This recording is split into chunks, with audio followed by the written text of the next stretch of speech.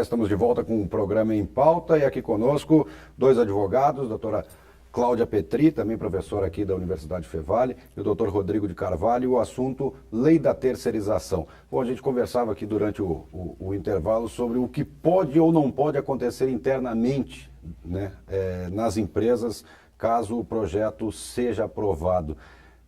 Demissão em massa é um risco? Vocês acreditam que possa ser um risco? Eu não diria que não é um risco, eu digo que vai ser uma realidade. Vai ser uma consequência que pode acontecer, né? Eu vejo aqui no Vale dos Sinos que nós temos muita terceirização já, porque nós temos as fábricas de calçado de um lado, os ateliês de calçado de outro. Né? E temos, inclusive, algumas cooperativas que não são cooperativas, que seriam ateliês, que também, na verdade, já seriam quase que um braço da empresa. Né? Eu não tenho dúvida de que aqui nós vamos ter, especialmente aqui no Vale dos Sinos, de que aprovado isso, nós vamos ter um grande número de demissões, em que as empresas vão procurar e vão orientar, inclusive, os seus, então, ex-empregados, para que formem lá, vou pegar o setor lá de amostra da empresa, né? Vocês montem uma empresa e eu, passado o prazo legal, contrato vocês. Agora, esse prazo legal de 12 meses. Isso, por hora de 12 meses. Ele não pode, a empresa não pode demitir e nesse período de 12 meses recontratar como terceirizado. Não pode. Isso não pode acontecer de um funcionário, de um trabalhador ficar 12 meses parado? É o grande problema. Parado não, vai migrar para outra empresa, mas... Seria o mercado não formal da relação de trabalho, ou seja, vou te demitir, mas aquele funcionário que é um funcionário bom, que cumpre metas, o empresário não vai querer demitir para sempre. Então, eu te demito no papel, você continua prestando durante 12 meses e quando passar o período, você vai ser um prestador de serviço. Então, esse também é o que pode acontecer e pode ser em relação a essas demissões em massa, que a gente tem que ficar atento em relação a isso aí. Porque esse prazo de 12 meses que teve alteração, porque na proposta de lei era de 24 meses, ou seja, de 2 anos. Então, seria um período muito maior. Então, tem que ter atenção. E outro grande aspecto que é importante, que hoje nós vemos nos nossos tribunais, nos nossos dia a dia, seria o que? A pejotização, a pessoa jurídica. Uhum. Porque o empresário não quer pagar os encargos, todos os encargos. Faça uma pessoa jurídica que eu pago a nota fiscal. Então, isso aí também é uma prática, entre aspas, usual no mercado de trabalho, porém tem riscos para o empresário. Consequentemente, ele pode ajuizar uma ação de vínculo de trabalho. Então, todas as verbas trabalhistas vai ser sobre o valor da nota fiscal. Porém, tem que ter os elementos da relação de emprego. Subordinação, onerosidade, então, pessoalidade. Então, são aspectos também importantes de ressaltar. Isso tudo tá dentro de um pacote só, né? E agora, a questão da pessoa jurídica já é uma prática comum hoje dentro das empresas, né? Muitas empresas já atuam com boa parte dos seus funcionários aí sendo PJ, né? Como se chama. Especialmente quando eles trabalham na parte administrativa da empresa. Né? Mas é engraçado porque eles trabalham na parte administrativa da empresa com pessoa jurídica, né? Mas com todas as características de um empregado. Requisito de o vínculo empregatício. Vínculo empregatício, exatamente. Por quê? Porque ele trabalha lá dentro da empresa de uma maneira pessoal, onerosa, cumprindo horários. Né? Então, isso é uma prática comum, mas, na verdade, isso é um desvirtuamento da lei. Eu diria mais, diria que isso é uma fraude à lei. Uhum. Tá? E aí, essa fraude, ela termina onde? Ela termina lá na Justiça do Trabalho. Mas isso aí é o risco do empresário. É o risco do empresário, exatamente. Tá? E ele, de um modo geral, ele até tem conhecimento de que isso não é uma prática correta. Então, por que ele faz? Por uma questão de... Redução de custo. Se volta a redução do custo. Exatamente. Voltamos a esse aspecto. Né? Agora, bom, esse é um assunto que está, qualquer lugar que você vá, a gente encontra alguém comentando sobre isso. E esses dias eu estava ouvindo dentro de um restaurante e me chamou a atenção, porque era um funcionário de uma empresa que foi solicitar ao patrão que ele passasse a ser pessoa jurídica, porque ele não queria mais ter todos esses descontos que ele tem na folha de pagamento. Isso aí pode ser benéfico para o trabalhador de alguma forma, não? Pode, isso possivelmente aconteceu. Eu sou professora de Direito de Trabalho e Direito de Família, convivo muito com essas duas realidades. Eu sempre digo que o Direito de Família e o Direito do Trabalho estão muito próximos. Ligados. Né? Ligado. Por quê? Porque muitas vezes o empregado, ele mesmo solicita ao empregador que não assine a carteira de trabalho. Ou que ele vai trabalhar e vai conceder nota. Por quê? Porque na nota ele declara o que ele quer. E aí, isso não vai incidir lá na pensão alimentícia dele. Aquela pensão que ele paga. Ou ele que prefere ficar trabalhando sem registro, porque também não vai incidir. Não tem como fazer o desconto da Ou também da tem folha. casos que você está recebendo seguro-desemprego, Também. Não E quer não há- deixar de receber.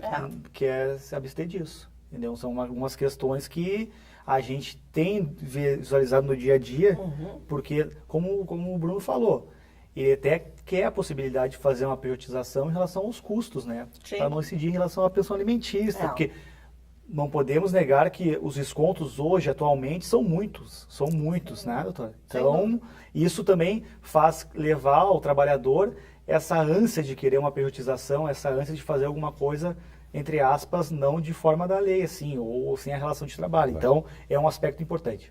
Certo. Questão voltando um pouco a essa discussão do que está acontecendo dentro do Congresso brasileiro, né? Vocês acham que ainda vai longe? Ou isso vai ao longo desse ano todo?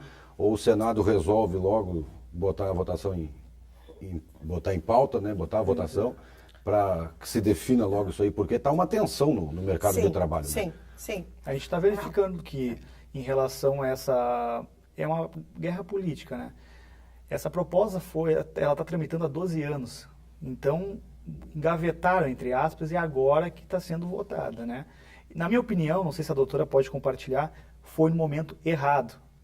Também acho. Um momento de extrema turbulência para o país vir. Turbulência em relação à Petrobras, em relação a mensalão, né, doutora? Por isso que eu acho que, assim, eu não sei se isso é o foco principal.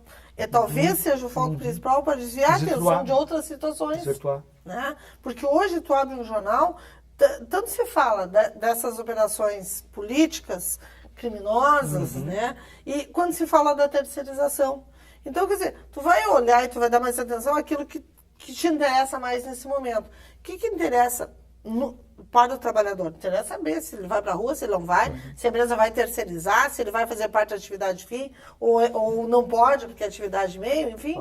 Né? Mas me parece que isso é quase um desvio de informação ou de atenção. Na opinião de vocês, está faltando... Quer complementar, doutor? Não, acho que é isso aí, como a doutora falou, a gente tinha comentado anteriormente, né? É uma guerra política, eu acredito, entendeu? Porque a base do governo é muita contradição, entendeu? Pô, o Renan Calheiros quer mudar, Eduardo Cunha aprovou. Então, são do mesmo partido. Isso. Mas também é a tradição do PMDB, né? Eles não se entendem entre eles lá dentro. Não entendem. Então, desde muito tempo, entendeu? Então, acho que, na minha opinião, vai demorar um pouco. Ou, se não demorar, vai ter novas emendas. Agora, essas novas emendas, conforme a gente conversou antes, algumas que surgiram, né, não inseriram na lei, no projeto de lei, algumas emendas que não tem por que ter a terceirização. Se o empresário vai continuar arcando com vários custos, que era o que ele não queria arcar, não precisa passar, não precisa aprovar essa lei. Agora, falta discussão, na opinião de vocês, política mesmo, sobre o assunto de se debater mais a fundo lá dentro do Congresso e não ficar apenas nesse jogo de interesse empresário, ou jogo de interesse do trabalhador? Eu acho que falta aí uma discussão realmente com aquelas pessoas que vão sofrer as consequências desse ato. Eu acho que esse assunto tinha que ser muito melhor debatido entre as entidades de classe, né? Tanto da esfera dos trabalhadores... Com o patronal. Com o patronal. Assim, afastando o viés do só porque é o empregador que está querendo não me serve, só porque é o empregado que não quer não me serve. Né? Hoje a gente tem divergências das centrais sindicais. Por exemplo, Força Sindical está a favor.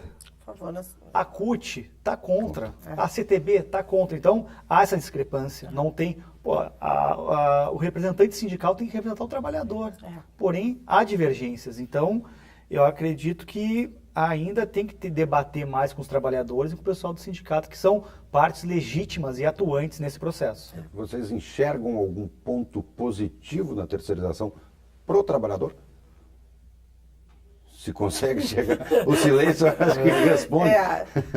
Não, eu acho que sim, eu acho que tem, com certeza, nós vamos ter aqueles trabalhadores que vão enxergar a terceirização como uma oportunidade de ter o seu próprio negócio. Né?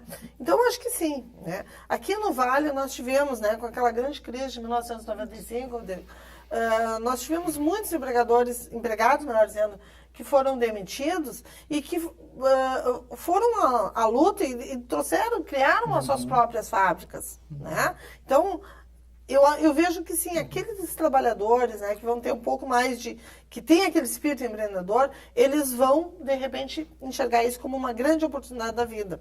Tá? Porque a verdade é a seguinte, né, de uma forma bem simples, todo mundo quer ser patrão. Todo empregado, ele num determinado momento, ele sonha. Também porque ele não se dá conta dos riscos, da responsabilidade, dos custos, né? Mas ele sempre sonha em ter o seu próprio negócio. Pode ser um negócio pequeno, não interessa, mas ele quer ter. Então, eu acho que nesse momento, a possibilidade da terceirização vai realmente fomentar essa ideia. Mas acho que vai precisar, sim, um aporte bastante grande do Ministério do Trabalho e Emprego para essas empresas, né? De outros órgãos patronais, como o SEBRAE, por exemplo, que possa auxiliar a formação, ajudando na criação dessas novas empresas que vão surgir. A questão da terceirização nada mais é do que a especialização da mão de obra. A gente não pode ser aqui radical em dizer que vai acabar os direitos trabalhistas, que não vai ter, não. É a ideia de especializar determinada atividade. A questão é o quê? Se é atividade meio ou atividade fim. Atualmente é atividade meio, limpeza, segurança. Porém, a questão é da especialização que vai ser muito importante. Não perde direitos trabalhistas. Porém, há uma redução de custo tanto para o empresário e uma redução nos valores recebidos pelo trabalhador. Vocês acreditam que possa haver a questão de redução de valor recebido? Uma pesquisa diz que trabalhadores terceirizados ganham até 25% a menos do que um trabalhador via CLT. Isso pode acontecer, da redução salarial do trabalhador? Isso é um dado importante que dessas atividades terceirizadas é tanto a redução, mas um aspecto também que a doutora pode concordar comigo seria os acidentes de trabalho. Sim. Em relação porque as empresas terceirizadas não têm o suporte de uma empresa grande, entre aspas, de um banco, de uma empresa. Normalmente as empresas terceirizadas são pequenas, não dão suporte tanto na saúde do trabalhador, consequentemente 85% se é dado do Ministério do Trabalho, 85% dos acidentes de trabalho é em relação às empresas terceirizadas. Então, o lado negativo da terceirização é o quê? É o suporte, é o apoio, entendeu? Então, acredito que tem um reflexo importante. Eu não concordo, né? E essa questão do acidente de trabalho, ela continua sendo objeto de muita preocupação. Tá? Porque nós temos ainda um grande número de acidentes de trabalho. E essas empresas especializadas, qual vai ser o meio ambiente delas? Tá? Hoje, as empresas elas são extremamente fiscalizadas. Nós temos aí a norma regulamentadora número 7, a norma regulamentadora número 9, da portaria 3214 do Ministério do Trabalho, que exige das empresas, né, o EPI com certificado de autorização, exige os exames médicos e tal. E não só isso, exige um ambiente que seja adequado ao trabalhador, né? Que possa haver controle de riscos e tudo mais. Eu não sei até que ponto essas empresas menores vão ter essa possibilidade. Isso pode fazer com que aumente os acidentes de trabalho, né? E alguém vai pagar a conta, né? O empregador que ele vai precisar de suporte financeiro para isso. E quem ele paga? Vai pagar menos. A empresa contratada, o terceirizado, ou a empresa contratante? O empregador, que seria a empresa contratada, deveria ser o responsável. Mas e se ela não arcar? Sobra para a empresa contratante. Certo. Então, responsabilidade. Felizmente, nosso tempo está acabando. A gente ainda tem um espacinho. Eu gostaria de deixar esse espaço para que vocês fizessem algumas considerações finais, dessem a opinião de vocês, enfim, aberto sobre essa PL 4330. O que vocês gostariam de falar para a gente encerrar o programa hoje? As damas. Ok, eu acho que ela precisa, eu acho que a terceirização ela é importante. Em outros países ela vem acontecendo, então vejo que isso é um caminho sem volta. mas a sociedade precisa definir melhor isso. Precisa realmente decidir e precisamos aí não só pensar na questão de lucro, né? Quem vai lucrar com isso? Né? Nós vamos pensar que nós não podemos retroceder nas relações de trabalho.